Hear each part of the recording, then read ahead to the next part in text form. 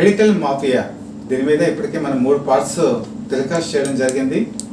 Medical mafia సమాజాన్ని ఏ విధంగా భ్రష్టు పట్టిస్తుంది, తెలియని అమాయకులు ఏ విధంగా బలవుతున్నారు, ఇవన్నీ తెలియచెప్పే ఉద్దేశమే ఈ వీడియో యొక్క ముఖ్యమైనటువంటి ఉద్దేశం. అయితే అసలు డ్రగ్ అబ్యూజ్ అంటే చాలామందికి ఐడియా లేదు. డ్రగ్ అబ్యూజ్ అంటే ఏంటంటే ఒక డ్రగ్ని ఒక్కొక్క పర్పస్ ఉంటుంది, అంటే మెడిసిన్ అనమాట. ఈ మెడిసిన్ ఏ పర్పస్కి వాడాలో ఆ పర్పస్కే వాడాలి. ఇది ఎవరు చేయగలరు? కేవలం డాక్టర్స్ మాత్రమే పేషెంట్కి ప్రిస్క్రైబ్ చేయగలరు.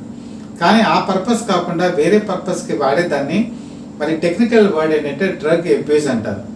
ఇది ఆ పర్పస్ కాకుండా వేరే పర్పస్ కనుక వాడితే దాని ఫలితం శరీరం మీద అనేక రకాలుగా ఉంటుంది. అవయవాలు దెబ్బతినేటువంటి ప్రమాదం ఉంటుంది, చివరికి ప్రాణాలు పోయే ప్రమాదం కూడా ఉంటుంది. అయితే డ్రగ్ అబ్యూజ్ ఎలా జరుగుతుంది, సమాజం ఏ విధంగా ప్రాణాలు కోల్పోతున్నారు అమాయకులు అని కనుక చూసుకుంటే, ఈరోజు డ్రగ్ కంట్రోల్ డిపార్ట్మెంట్ ఒక ప్రిస్క్రైబ్డ్ రూల్ ఉంది. అదేంటంటే ఏ మెడిసిన్ అయినా సరే అమ్మాలి అంటే డాక్టర్ ప్రిస్క్రిప్షన్ ప్రకారం అమ్మాలి. డాక్టర్ ప్రిస్క్రిప్షన్ లేకుండా ఏ మెడిసిన్ కూడా అమ్మడానికి వీల్లేదు. జనరల్గా ఏ ఫార్మసీ ఉన్న వాళ్ళైనా సరే డాక్టర్ రాసిన ప్రిస్క్రిప్షన్ ప్రకారమే మెడిసిన్ ఇస్తారు. అయితే డాక్టర్ ప్రిస్క్రిప్షన్ ఎక్కడి నుంచి వస్తుంది? మనం గత ఎపిసోడ్లో కూడా చెప్పుకున్నాం. నకిలీ డాక్టర్లు అనేక రకాలైనటువంటి నకిలీ సర్టిఫికేట్లను సృష్టించి వాళ్ళకు రకరకాలైనటువంటి పేర్లతో డిగ్రీస్ పేర్లు పెట్టుకొని మెడికల్ టెర్మినాలజీలో వాటిని ఆ ప్రిస్క్రిప్షన్కి వాడినప్పుడు అదే ప్రిస్క్రిప్షన్ ఫార్మసీకి వస్తే మరి ఫార్మసీ అతను ఎలా ఐడెంటిఫై చేస్తాడు? ప్రిస్క్రిప్షన్ ప్రకారం ఇవ్వాలి. అక్కడ పైన ఉన్నటువంటి దాని ప్రకారం ఎంబీబీఎస్ ఆల్టర్నేటివ్ మెడిసిన్, ఎండి ఆల్టర్నేటివ్ మెడిసిన్, లేకపోతే ఎఫ్ఆర్సిఎస్ అనో లండన్ అనో ఎండి లండన్ అనో ఏదో ఉంటుంది. అక్కడ అది అవునా కాదా, రిజిస్ట్రేషన్ అప్పుడు అవునా కాదా ఫార్మసీ వాళ్ళకి తెలియదు. ఫార్మసీలో ఫార్మసిస్ట్ ఉంటాడు. ఫార్మసీ ప్రకారం అక్కడ ఏం చేస్తారంటే ఆ ప్రిస్క్రిప్షన్ ప్రకారం మెడిసిన్స్ ఇస్తారు. మరి ఏ రకమైనటువంటి మెడిసిన్స్ బయటికి వెళ్తాయి దీనివల్ల? ఇది చాలామంది ఎడ్యుకేటెడ్ పర్సన్స్ కూడా తెలియదు. స్టెరాయిడ్స్ ఉంటాయి. స్టెరాయిడ్స్ నకిలీ డాక్టర్లు కానీ డాక్టర్లు కాని వాళ్ళు కానీ స్టెరాయిడ్స్ ఆ ప్రిస్క్రిప్షన్లో రాస్తే అది బయటకు వెళ్ళిపోతాయి. స్టెరాయిడ్స్ వాడితే ఏంటి? చాలా దుష్ఫలితాలు ఉన్నాయి. ముఖ్యంగా ఎముకలు చాలా బలహీనంగా ఉండి పెడుసుగా అయిపోయి విరిగిపోయే ప్రమాదం దగ్గర నుంచి అది అన్ని రకాలైన అవయవాల మీద పడి మనిషి ప్రాణాలు కోల్పోయేటువంటి ప్రమాదం కూడా ఉంది. నెక్స్ట్ హ్యాబిట్ ఫార్మింగ్ డ్రగ్స్ అంటారు. ఇది ఒక్కసారి కనుక వాడితే అది హ్యాబిచువల్ అయిపోతుంది. అది కూడా ఎవరు రాయాలి? క్వాలిఫైడ్ డాక్టర్స్ మాత్రమే వాళ్ళ పేషెంట్కి రాస్తారు. తర్వాత 3 చేంజెస్ అని ఉంటాయి. అది సైక్రాటిక్ సంబంధించినటువంటి డ్రగ్స్లో వన్ ఆఫ్ ద పార్ట్. అలాగే సైక్రాటిక్ డ్రగ్స్ ఉంటాయి. హిప్నోథెరపీ, ఇది మీకు చాలామందికి తెలిసే ఉంటుంది. హిప్నోథెరపీలో వాడేటువంటి మెడిసిన్స్ కొంటే ఇవి హిప్నోథెరపీ మెడిసిన్స్ అని కూడా అంటారు. సెక్స్లో సామర్థ్యాన్ని పెంచడానికి డాక్టర్లు ఏవైతే ప్రిస్క్రైబ్ చేస్తారో అది వయాగ్రా కూడా కొన్ని టైప్స్ ఉన్నాయి. సో వయాగ్రా సెక్స్ పొటెన్సీని పెంచేటువంటి మెడిసిన్స్. ఇది ఎక్కువ మోతాదులో కనుక వాడితే హార్ట్ అటాక్ వచ్చేటువంటి ప్రమాదాలు కూడా ఉంటాయి. నెక్స్ట్ మెడికల్ టెర్మినాలజీ ప్రకారం ఎబార్షన్స్ అంటారు. ప్రెగ్నెన్సీ టెర్మినేషన్ డ్రగ్స్ ఉంటాయి. సో ఎబార్షన్కి ఇది వాడతారు. ఎబార్షన్ చేయాలి అంటే దానికి ప్రిస్క్రైబ్డ్ డాక్టర్స్ వాళ్ళ హెల్త్ కండిషన్ బట్టి స్టాట్యూటరీ రూల్స్ బట్టి చేయాలి. ఎవరు పడితే వాళ్ళు చేయడానికి లేదు. ఆ మెడిసిన్స్ ఎవరు పడితే ఎవరికి ఇవ్వడానికి లేదు. అలాగే సెడేటివ్ డ్రగ్స్ ఎక్కువగా ఈ సైకలాజికల్ సంబంధించిన ప్రాబ్లమ్స్ ఉన్న వాళ్ళకి, స్ట్రెస్ ఉన్న వాళ్ళకి ఈ మెడిసిన్స్ వాడతారు, సెడేటివ్ డ్రగ్స్ అని కూడా. తర్వాత ట్రాంక్లైజర్స్ ఉంటాయి. ఈ ట్రాంక్లైజర్స్ మొత్తం కలుగజేస్తాయి. అది కూడా పేషెంట్ కండిషన్ బట్టి ప్రిస్క్రిప్షన్ ప్రకారం డాక్టర్లు రాసినటువంటి మోతాదులోనే వాడవలసి ఉంటుంది. ఇన్ని రకాల డ్రగ్స్ ఉన్నాయి. ఇంకా చెప్పలేని డ్రగ్స్ చాలా ఉన్నాయి. షెడ్యూల్ హెచ్ డ్రగ్స్ కూడా చాలా ఉన్నాయి. యాంటీబయాటిక్స్ ఉన్నాయి, పెయిన్ కిల్లర్స్ ఉన్నాయి. ఇవన్నీ కూడా ఏంటంటే మన ఇష్టం వచ్చినట్టు మనం వాడటానికి వీల్లేదు. కానీ ఇది ఏం జరుగుతోంది? ఇటు చేతుల్లోకి వెళ్తోంది. నకిలీ డాక్టర్లు వాళ్ళ ఇష్టానుసారం ఈ మెడిసిన్స్ కనుక రాస్తే వాటి ఫలితాలు ఏ విధంగా ఉంటాయి? ఇప్పుడు అబార్షన్స్ ఉన్నాయి. అబార్షన్స్ చేయాలి అంటే అబార్షన్ డ్రగ్స్ ఫార్మసీ నుంచి రావాలి. ఫార్మసీ వాళ్ళు 99% ప్రిస్క్రిప్షన్ లేకుండా మెడిసిన్ ఇవ్వరు. మరి ఎక్కడి నుంచి వస్తుంది అంటే ఈ నకిలీ డాక్టర్లు రాసే ప్రిస్క్రిప్షన్ వాళ్ళ ప్రిస్క్రిప్షన్ భ్రమించి ఇవ్వటం వల్ల వస్తుంది. అసలు అబార్షన్స్ ఎందుకు జరుగుతాయి? ఒకటి, ఈరోజు సమాజంలో ఈవెన్ డయాగ్నోస్టిక్ సెంటర్లో కూడా బ్యాన్ చేయబడింది. ఒక పుట్టబోయే బిడ్డ మగ లేకపోతే ఆడ అని శిశు నిర్ధారణ చేసేటువంటి పరీక్ష ఈరోజు జిల్లా వైద్య ఆరోగ్య శాఖ పూర్తిగా బ్యాన్ చేసేసింది. వాళ్ళు కనుక ఎవరైనా ఇలాంటి పనులు చేస్తే చట్టరీత్యా చాలా కఠినమైన శిక్షలు ఉంటాయి.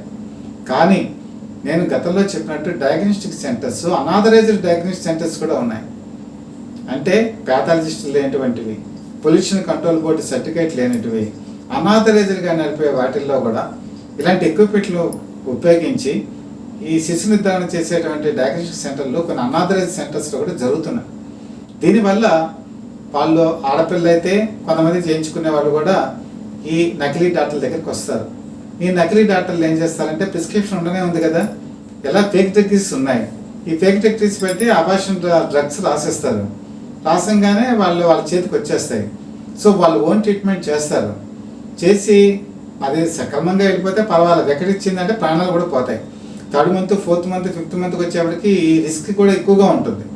సో వీళ్ళ చేతిలో ప్రాణాలు పోయిన వాళ్ళు చాలామంది ఉన్నారు.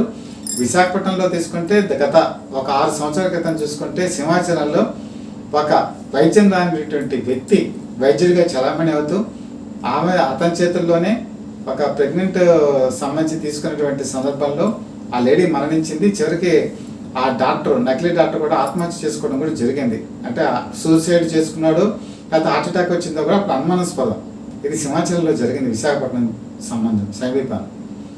కాబట్టి ఇంకో రకమైన పద్ధతి ఉంది. ఈ నకిలీ డాక్టర్లు ఒక ప్రముఖమైనటువంటి డాక్టర్లుగా చలామణి అవుతూ అనేక రకాల నర్సింగ్ హోమ్ల్లోనూ పెద్ద పెద్ద హాస్పిటల్స్తో వీళ్ళకి సన్నిహిత సంబంధాలు ఉంటాయి. వీళ్ళు ఏం చేస్తారంటే వాళ్ళకున్న పరిచయాలతో తీసుకెళ్తారు. యాక్చువల్గా అబార్షన్ అనేది ఆథరైజ్డ్గా చేయకూడదు, కానీ వీళ్ళకున్న సంబంధాలతో వీళ్ళకున్న పరిచయాలతో హాస్పిటల్లోనే అడ్మిట్ చేయించి గుట్టు చప్పుడు కాకుండా అబార్షన్ చేయించేస్తారు.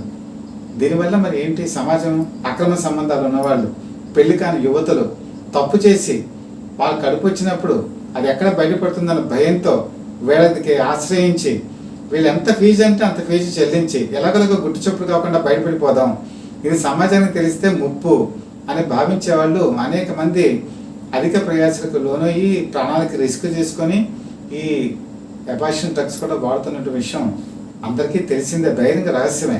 కానీ బయట చెప్పేవాళ్ళు ఎవడు, చెప్పినా తీర్చేవాడెవడు, ఈ సమస్యని వినేవాడెవడు, దీని పరిష్కారం చూపించేవాడెవడు, పిల్లి మెడలో గంట కట్టేదేవాడు, తాజ్పామ్ మెడలో వేసుకొని దాని కాటుకి గురయ్యేవాడెవడు, ఇది అందరికీ భయాలే, ఎవరికి వాళ్ళకి భయం.